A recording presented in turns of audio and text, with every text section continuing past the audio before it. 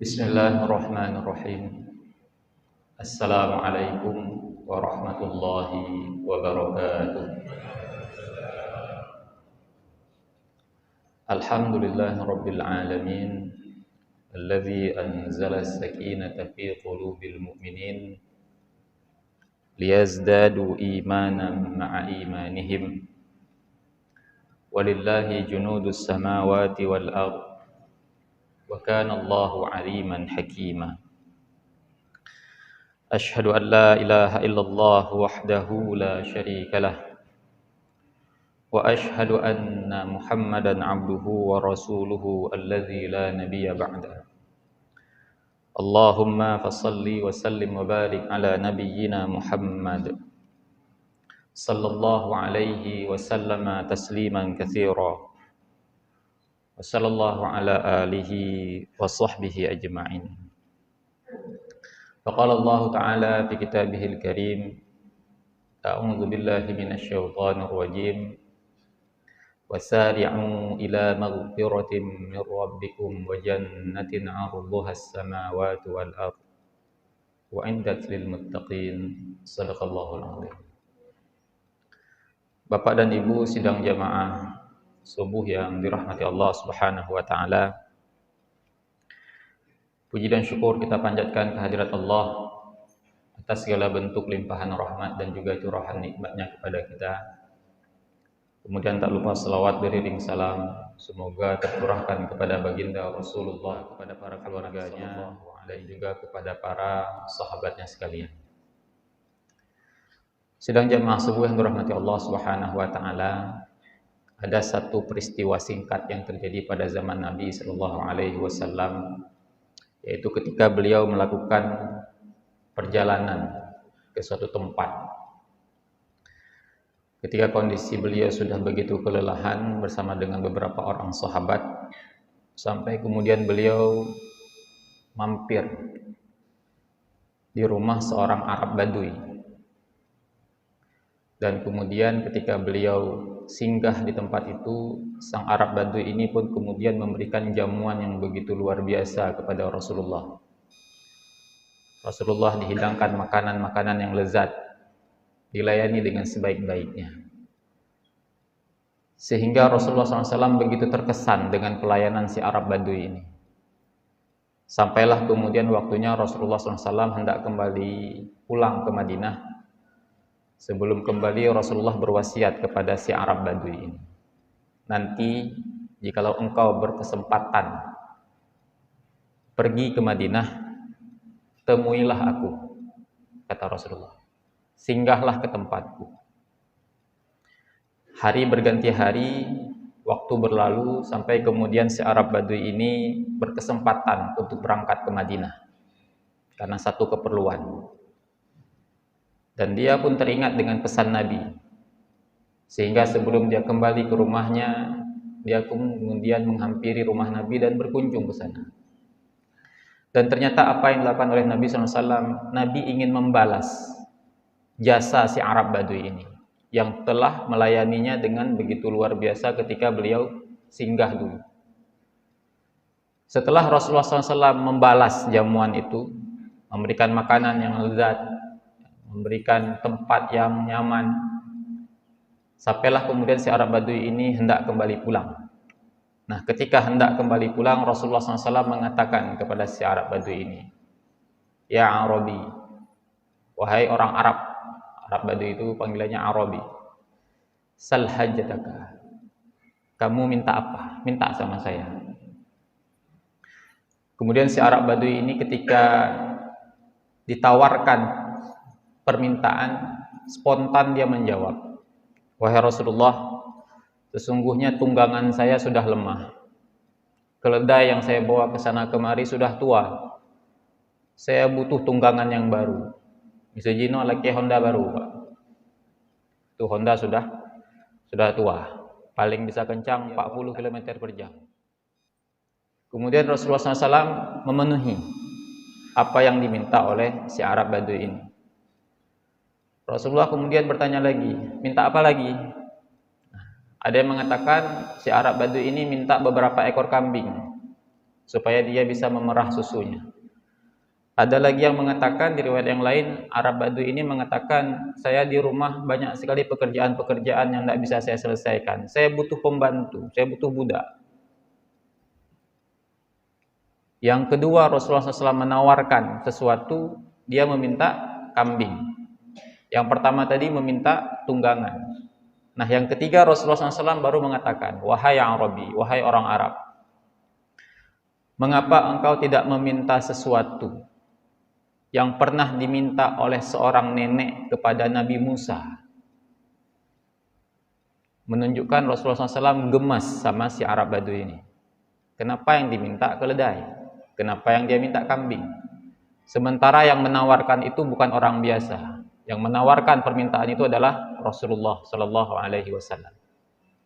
Para sahabat ketika mendengarkan perkataan Nabi kepada si Arab Badui ini, mengapa engkau tidak meminta sesuatu yang pernah diminta oleh seorang nenek kepada Nabi Musa? Para sahabat pun kemudian bertanya, wahai Rasulullah, memang nenek itu minta apa dulu sama Nabi Musa? Rasulullah SAW kemudian bercerita lagi, dulu pada zaman Nabi Musa, ketika Nabi Musa hendak meninggalkan Mesir, beberapa pemuka Bani Israel mengatakan kepada Nabi Musa, senior-senior Bani Israel, apa kata mereka? Wahai Musa, sesungguhnya kami mendengarkan wasiat dari pendahulu kami. Wasiat ini bersambung sampai kepada Nabi Yusuf alaihissalam, bahwa Nabi Yusuf berwasiat kepada nenek moyang kami, kalau ada di antara kalian pada satu waktu hendak meninggalkan kota Mesir, maka bawalah jasadku. Jadi diminta gali kuburannya, diambil jasadnya, dibawa keluar bersama kalian. Dan itu disampaikan turun-temurun sampai kepada kami. Dan sekarang kita akan berangkat keluar dari kota Mesir. Dan kami sampaikan ini kepadamu. Nabi Musa kemudian mengatakan, kalau begitu tunjukkan di mana makam Nabi Yusuf. Pemuka Bani Israel ini mengatakan, kami juga tidak tahu. Yang tahu di mana makam Nabi Yusuf hanyalah seorang nenek yang tinggal di satu kampung. Tanpa berpikir lama, Nabi Musa pun kemudian mengajak para pemuka Bani Israel ini untuk pergi ke rumah sang nenek. Hanya dengan satu tujuan. Di mana kuburan Nabi Yusuf? Sehingga kita bisa melaksanakan wasiat dari Nabi Yusuf dulu. Sampailah ke rumah si nenek, Nabi Musa langsung bertanya, wahai nenek, tunjukkan kepada kami di mana makam Nabi Yusuf. Si nenek pun kemudian menjawab, saya akan menunjukkan di mana kuburan Nabi Yusuf dengan satu syarat. Apa syarat itu? Kata Nabi Musa. Berdoalah kepada Allah, kata si nenek. Permintaan si nenek, saya akan tunjukkan di mana kuburan Nabi Yusuf, tapi penuhi permintaan saya. Syarat. Apa syarat itu? Kata si nenek, berdoalah kepada Allah agar aku masuk ke dalam surga bersamamu. Jasanya cuma tunjukin kuburan. Tapi syaratnya berdoa kepada Allah supaya saya masuk ke dalam surga, bukan surga saja, Pak. Bersamamu wahai Musa. Berarti kan surga kan surga liu, jatuh dia. Kita tahu Nabi Musa merupakan salah satu nabi pilihan, masuk dalam jajaran 5 nabi dan rasul ulul azmi. Nama yang paling banyak disebutkan dalam Al-Qur'an, kisah yang paling banyak diulang-ulang dalam Al-Qur'an adalah kisah Nabi Musa. Seorang nabi yang diajak dialog sama Allah Subhanahu wa taala. Tentu saja derajat Nabi Musa ini tinggi sekali. Si nenek ini juga nggak mau tanggung-tanggung. Bisa tanya kan, teras surga boleh juga. Halaman surga boleh juga. Nenek ini nggak tanggung-tanggung. Nabi Musa berpikir, ini antara permintaan dengan jasa dia ini jauh kali beda. Cuman tunjukin di mana kuburan, minta surga. Nabi Musa enggan. Pertama enggak mau. Oh, enggak bisa begitu. Ada juga kalau kita melihat syarahnya itu, Nabi Musa merasa si nenek ini minta surganya itu keterlaluan, sementara ibadah dia pas-pasan. Tahajud hana, duha hana, Senin Hameh hana, sedekah, ubina. Pas mau minta surga bersama Musa. Musa berkeberatan, enggak mau. Itu enggak bisa kalau itu permintaannya. Si nenek enggak kalah tegas. Kalau enggak mau doa, saya juga enggak akan tunjukkan di mana kuburan Nabi Yusuf. Si nenek ngotot juga. Enggak berdoa, kuburan Nabi Yusuf enggak tahu. Akhirnya ngalah Nabi Musa. Berdoa juga. Daripada enggak keluar-keluar, Sehingga kemudian Nabi Musa berdoa. Subhanallah, doa Nabi Musa dijawab sama Allah. Nenek akan masuk surga bersama Nabi Musa. Itulah permintaan si nenek. Dan inilah yang kemudian ditanyakan oleh Nabi kepada si Arab Badui. Padahal si Arab Badui ini jasanya tuh kelewat besar daripada si nenek. Si nenek gratis, Pak. Cuman bilang kuburan Nabi Yusuf di Jalan Samudra, lorong Kenari. Nah, cari aja kuburan di situ, kan selesai. Sementara si Arab Badui ini menjamu Nabi, melayani Nabi. Dan si nenek tadi ini dia yang minta. Nabi Musa nggak pernah tawarin. Tapi si Arab Badui ini Rasulullah yang menawarkan. Kamu minta apa? Kan 3 ditanya oleh Nabi. Bukan sekali ditanya sama Nabi. 2 kali ditanya. Minta apa? Keledai. Minta apa lagi? Kambing dia minta. Sehingga membuat Nabi gemas. Dia melewatkan satu kesempatan, bukan satu, 2 kesempatan besar. Andai saja si Arab Badui ini meminta kepada Nabi, wahai Rasulullah, berdoalah kepada Allah agar aku masuk ke dalam surga bersamamu, Nabi akan berdoa. Tapi dia menghilangkan 2 kesempatan berturut-turut untuk bisa membersamai Nabi di dalam surga tertinggi. Pertanyaannya, apa pelajaran dari kisah ini? Kenapa si Arab Badui secara spontan mintanya kambing? Secara spontan mintanya keledai?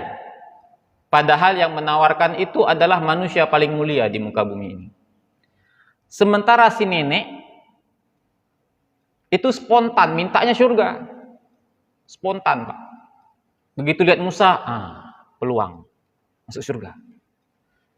Apa yang membedakan si Arab Badui ini dengan si nenek? Yang membedakannya cuma satu, obsesi. Pernah dengar obsesi, Pak? Obsesi itu hasrat, Pak. Keinginan yang menggebu-gebu.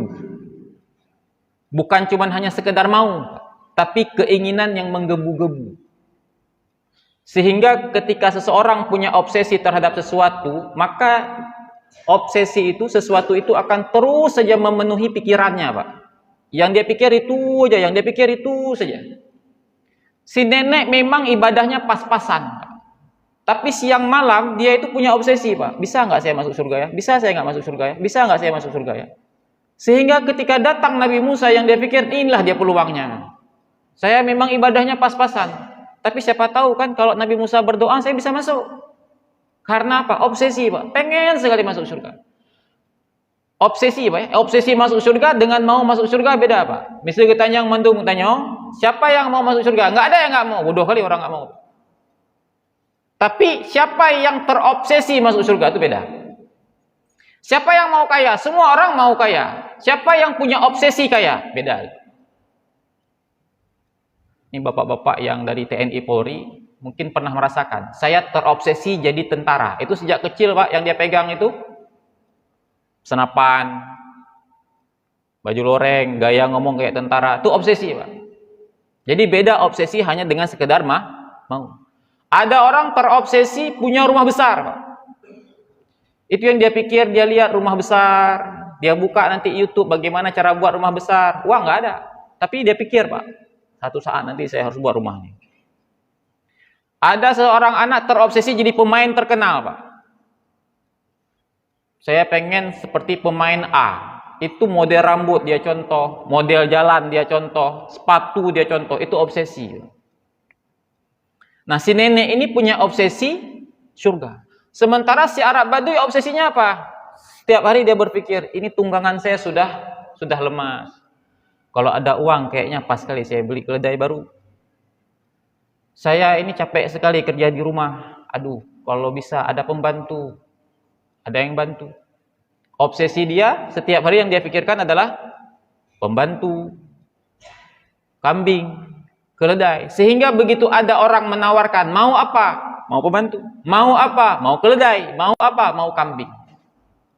Obsesi yang membedakan antara si nenek dengan si Arab tadi. Nah, sekarang dalam hidup, saya yakin dan percaya semua kita punya obsesi, punya cita-cita yang menggebu-gebu. Pertanyaannya, apa obsesi kita? Coba kita pikir, apa obsesi kita? Dan adakah di antara obsesi itu obsesi akhirat sebagaimana si nenek? Obsesi pengen husnul khotimah. Sehingga setiap hari kita pikirkan, bisa nggak saya husnul khotimah? Ada nggak obsesi masuk surga? Ada nggak obsesi mati syahid misalkan? Atau jangan-jangan nggak ada? Yang kita pikir sehari-hari seperti si Arab Badui. Ini rumah cuma ada 2 kamar, ibancara kurehab long. Nyomoto katuha, asih hana udip le. Ejit gantong yang lain. Obsesi kita apakah hanya sebatas itu? Nyokah 20 tahun kerja, staff. Makasih hana merumpok. Bapak-bapak yang tentara mungkin ni pangkat ni balok aja, nggak ada, bisa cikok sikit. Kapan saya bisa sekolah perwira? Apa obsesi kita? Nah, masalah surga, jangan masuk neraka, husnul khotimah, mendapatkan pahala syahid. Ada nggak obsesi? Sehingga ketika kita punya obsesi, ketika kita kemudian berkesempatan, diberikan kesempatan sama Allah untuk bertemu dengan waktu-waktu yang mulia, yang kita pikirkan itu, yang akan memenuhi list doa kita itu. Kalau obsesi kita adalah ampunan dari Allah Subhanahu wa taala, boleh kita list, Pak. Kita semua pernah berdoa. Mungkin sekali berdoa 10 menit habis waktu, Pak. Sekali berdoa 10 menit habis waktu. Pernah nggak kemudian kita melis, Pak? Di antara doa-doa tadi itu, yang paling banyak kita minta apa sebenarnya? Minta ampun berapa doa kita hafal? Minta naik jabatan berapa doa kita hafal? Minta rezeki berapa doa kita hafal? Yang mana yang kemudian ketika kita mau berdoa, yang ada di pikiran kita tuh apa? Kalau obsesi kita minta ampun, Pak, doa minta ampun tuh banyak kali sama Nabi. Dalam Al-Quran tadi Imam membacakan salah satunya, ada minta ampun di sini. Dan ketika kita obsesi kita minta ampun, ketika kita minta ampun itu hadir jiwa juga beda, Pak. Nepa ampun dong ya Allah, nepa ampun dong ya Allah. Kalau obsesinya minta ampun. Tapi kalau ampunan itu bukan obsesi, hadir jiwa kita tuh di permintaan yang lain nanti. Begitu udah bab rezeki, tambah uang, tambah penghasilan, nah di situ baru khusyuk oleh kita, Pak. Dah kebayang rumah sempit, kendaraan sudah tua, perlu sekali ya Allah, perlu sekali. Obsesi, apa obsesi kita? Apakah obsesi kita sama dengan si Arab Badui? 11-12 Arab Badui. Atau obsesi kita seperti si nenek? Pernah ada pada zaman sahabat 4 orang, Pak. Ini juga cerita tentang obsesi. Mungkin kita pernah mendapatkan kabar ini dari guru-guru kita. Siapa 4 orang ini? Mereka bernama Abdullah bin Umar. Pernah dengar, Pak ya? Kemudian ada Urwah bin Zubair. Kemudian ada saudara kandungnya Mus'ab bin Zubair. Kemudian ada Abdul Malik bin Marwan. Suatu ketika 4 anak muda ini itu sedang duduk-duduk di bawah naungan Ka'bah. Matahari sedang bersinar dan mereka duduk di bawah bayangan Ka'bah.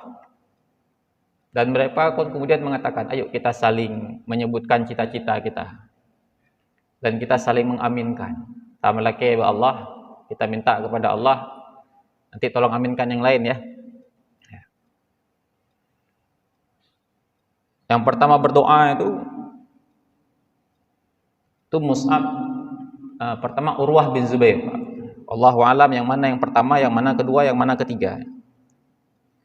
Urwah bin Zubair ini punya obsesinya apa? Saya pengen menjadi ulama yang akan mengajarkan banyak orang. Dan kemudian apa yang dia minta itu kemudian diaminkan dengan sahabatnya yang lain. Setelah selesai Urwah bin Zubair berdoa, kemudian datang lagi Mus'ab bin Zubair. Mus'ab bin Zubair ini bilang apa? Kalau saya ingin menjadi gubernur Irak, dan kemudian saya ingin menikah dengan Aisyah binti Tolhah dan juga Sukainah binti Husain. Ini 2 perempuan pilihan, 2 perempuan yang menjadi idola para lelaki pada saat itu. Kemudian Abdullah bin Umar, kamu mimpi apa Abdullah bin Umar? Punya mimpi apa? Abdullah bin Umar mengatakan, saya mau masuk surga. Kemudian ada lagi yang lain, ada yang mengatakan Abdullah bin Zubair, ada yang mengatakan Abdul Malik bin Marwan orangnya. Pengen jadi apa? Saya pengen jadi khalifah.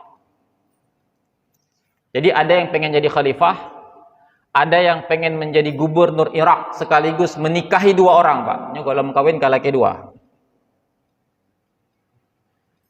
Dan yang ingin dia persunting itu juga anak bangsawan, Pak. Ya. Perempuan yang cantik jelita dan kemudian menjadi buah bibir pada saat itu. Kemudian yang satu lagi pengen menjadi ulama. Abdullah bin Umar masuk surga. Mungkin kalau hari ini yang kita tertawakan yang mana, Pak? Yang keempat. Hai, surganya hana payah hana pegah. Masuk surga itu nggak usah bilang. Semua kita pengen masuk surga. Yang inilah dunia lah. Mau apa? Bupati, wali kota, kapolres. Itulah minta. Surga semua kita. Kan jelas. Nggak perlu minta. Tapi Abdullah bin Umar apa? Saya mau masuk surga. Selesai. Dan ternyata Urwah bin Zubair di kemudian hari menjadi ulama besar. 7 ulama besar di Madinah, salah satunya adalah Urwah. Abdullah bin Zubair juga kemudian hari menjadi khalifah, menggantikan Yazid. Kemudian siapa lagi? Mus'ab bin Zubair tadi juga menjadi gubernur Irak dan berhasil menikahi 2 perempuan yang dia idam-idamkan itu. Cuman satu yang nggak ketahuan, karena surga nggak nampak. Para ulama meyakini Abdullah bin Umar juga mendapatkan apa yang dia inginkan, masuk ke dalam surga.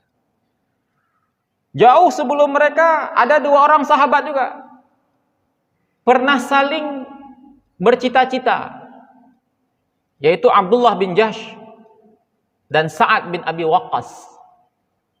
Tepat malam keesokan harinya akan meletus perang Uhud, mereka berdua saling berdoa. Ayo kita berdoa, kita mengaminkan. Yang pertama berdoa Sa'ad bin Abi Waqqas. Apa doa Sa'ad bin Abi Waqqas? Kurang lebih begini doanya, Pak. Ya Allah, besok di dalam perang pertemukan aku dengan musuh yang kuat. Izinkan aku bertempur dengannya. Dan kemudian berikan aku kemenangan atas dirinya. Aku bisa mengalahkannya. Dan kemudian aku mendapatkan harta ghanimah. Kuda dia, perisai dia, pedang dia, semua yang dia miliki itu aku dapatkan. Abdullah bin Jahsh mengatakan, amin. Sekarang kata Sa'ad, sekarang kamu yang doa. Abdullah kemudian berdoa, ya Allah, besok di waktu perang pertemukan aku dengan musuh yang kuat. Sama doanya. Izinkan aku bertempur dengannya. Masih sama doanya, Pak. Dan kemudian dia mengalahkanku. Nyok lain doanya. Ini dah lain doanya. Kenapa nggak minta menang? Abdullah bin Umar, dia yang mengalahkanku. Aku mati di tangannya dan kemudian setelah itu dia menyayat hidungku. Dia kemudian memotong telingaku. Makin aneh doanya, Pak. Sa'ad bin Abi Waqqas mungkin dah ragunya, aminkan apa enggak? Ini aminkan enggak? Karena doanya lain nih. Aminkan, janji kan? Amin, Pak. Selesai. Besok terjadi perang Uhud, meletus perang Uhud, perang. Sebagaimana yang didoakan, Abdullah bin Jahsh dan Sa'ad bin Abi Waqqas sama-sama bertemu dengan musuh yang kuat. Dan setelah perang selesai, Sa'ad bin Abi Waqqas akhirnya bisa mengalahkan musuhnya, membunuh musuhnya, dan dia mendapatkan harta rampasan perang. Setelah itu dia baru berpikir, Abdullah bagaimana? Saya udah dapat nih. Dia cari Abdullah bin Jahsh, dan akhirnya ketemu. Dan Abdullah bin Jahsh sudah tergeletak dalam kondisi meninggal dunia, dalam keadaan persis seperti yang dia minta malam kemarin. Akhirnya Sa'ad bin Abi Waqqas menyesal. Kira-kira kenapa Sa'ad bin Abi Waqqas menyesal? Mungkin sebagian kita berpikir, ngapain aku aminkan ya? Sayang kali jenazahnya. Bukan. Sa'ad bin Abi Waqqas baru menyadari, yang saya dapatkan sekarang hanya perisai. Yang saya dapatkan sekarang hanya kuda saja. Kuda nanti akan mati, perisai akan berkarat, pedang juga akan berkarat, semua akan sirna. Sementara Abdullah bin Jahsh sekarang sudah menemui Rabbnya sebagai seorang syuhada. Andai saja semalam aku berdoa dengan doa yang sama seperti Abdullah bin Jahsh. Itulah obsesi. Nah, sekarang kita sudah berada di hari ke-18 Ramadan. Kira-kira apa obsesi kita, Pak? Sudah 18 hari kita puasa ini. Apa obsesi kita di bulan Ramadan ini? Apa obsesi kita? Apakah sekarang hari ke-18 obsesi kita sudah cerita tentang baju baru? Apakah obsesi kita cat rumah? Ambal ganti, sofa ganti, atau mungkin ganti kendaraan baru yang sudah memenuhi pikiran kita nih, Pak. Dari mana uang saya dapat supaya sofa bisa ganti? Dari mana uang saya dapat biar pagar bisa buat sekarang? Itu biasa obsesi, Pak, menjelang akhir Ramadan. Atau obsesi kita itu adalah pada doa yang diajarkan oleh Rasulullah SAW kepada Aisyah. Satu doa yang bagi kita perlu mengulang-ulang. Allahumma innaka afuwun tuhibbul afwa fa'fu anni. Rasulullah SAW selain mengajarkan doa ini kepada Aisyah, juga sebenarnya mengajarkan kepada kita. Kalau memang benar obsesi kita menjadi orang bertakwa melalui madrasah Ramadan, maka salah satu obsesi orang bertakwa itu adalah sebagaimana yang disampaikan oleh Allah dalam firman-Nya yang kita bacakan tadi. Wasari'u ila maghfiratin mir rabbikum wa jannatin 'arduhas samawati wal ardh. Orang bertakwa itu obsesi terbesarnya adalah ampunan. Dan kalau benar ampunan adalah obsesi terbesar kita, maka permintaan ampun itulah yang akan kita ulang-ulang selama Ramadan ini. Nah, pertanyaannya, apakah doa itu selalu kita ulang selama ini? Apakah permintaan itu selalu kita ulang selama ini? Kalau belum, maka berusahalah untuk menanamkan obsesi itu di 12 hari terakhir ini, khususnya di 10 hari terakhir. Perbanyaklah doa itu. Bukan bilu yang doa, Pak. Kan bilu biasa rakaat 4, rakaat 8. Allahumma innaka afuwun halimun tuhibbul afwa fa'fu anni. Bukan, ini secara pribadi, Pak.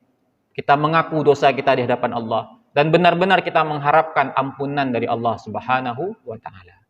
Fa'tabiru ya ulil absar la'allakum turhamun. Subhanakallahumma wa bihamdika asyhadu an la ilaha illa anta astaghfiruka wa atubu ilaik. Assalamualaikum warahmatullahi wabarakatuh.